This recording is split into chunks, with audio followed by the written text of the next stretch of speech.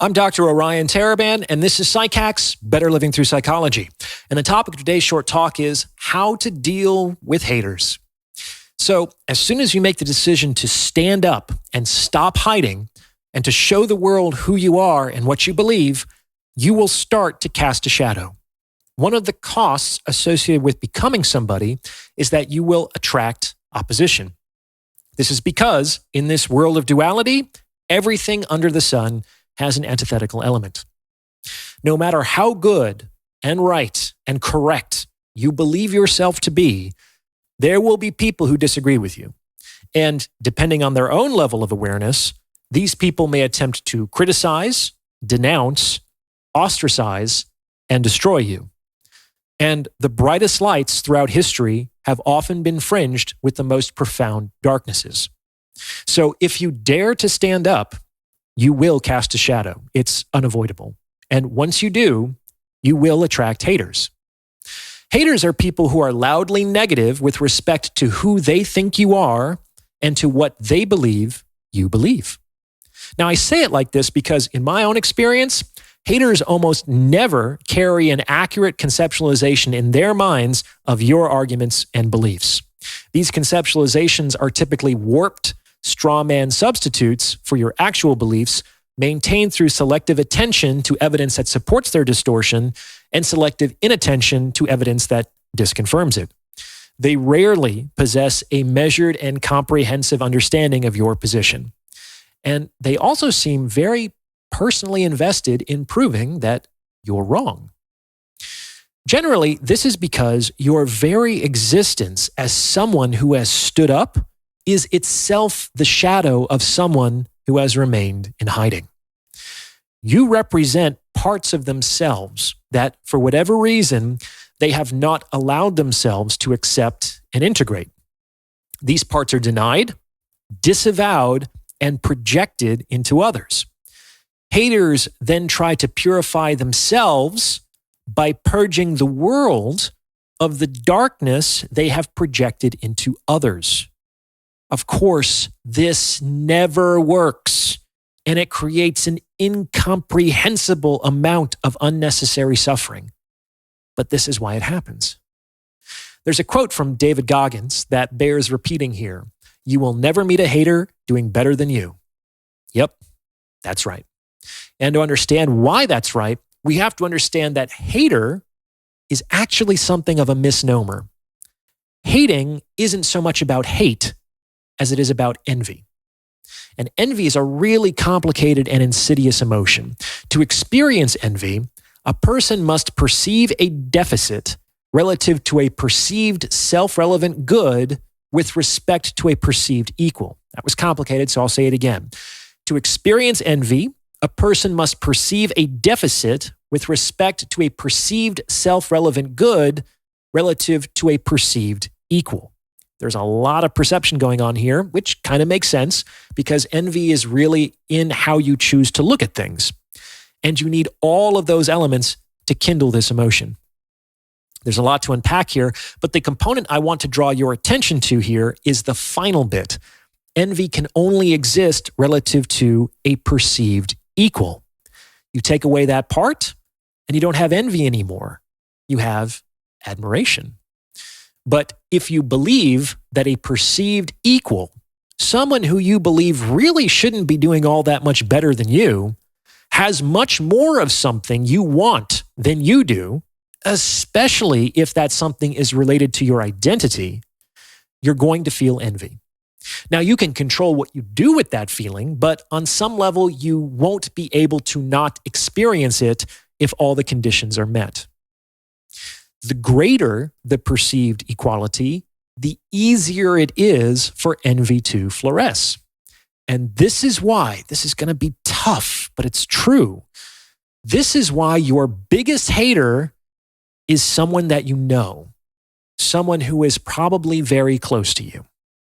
Because of the perceived equality criterion, the greatest potential for envy always exists among peer-aged friends and siblings. Envy is why Cain killed Abel. If Abel weren't Cain's brother, God's preference, the self-relevant good, for Abel's sacrifice wouldn't have hurt quite so much. After all, Abel was just Cain's brother, and just Cain's little brother at that. So there was nothing in Cain's conceptualization of Abel to justify God's preference. Envy is more prevalent in families and among peers because in those circles, you're not only just a friend or just a brother or just a spouse, but you're just my friend and just my brother or just my spouse. You're not special. You're potentially just someone who exists relative to me. As Jesus said, only in his hometown, among his relatives, and in his own house is a prophet without honor. Envy is the reason why. Now, before I go any further, if you're liking what you're hearing, please consider sending this episode to someone who might benefit from its message, because it's word of mouth referrals like this that really help to make the channel grow.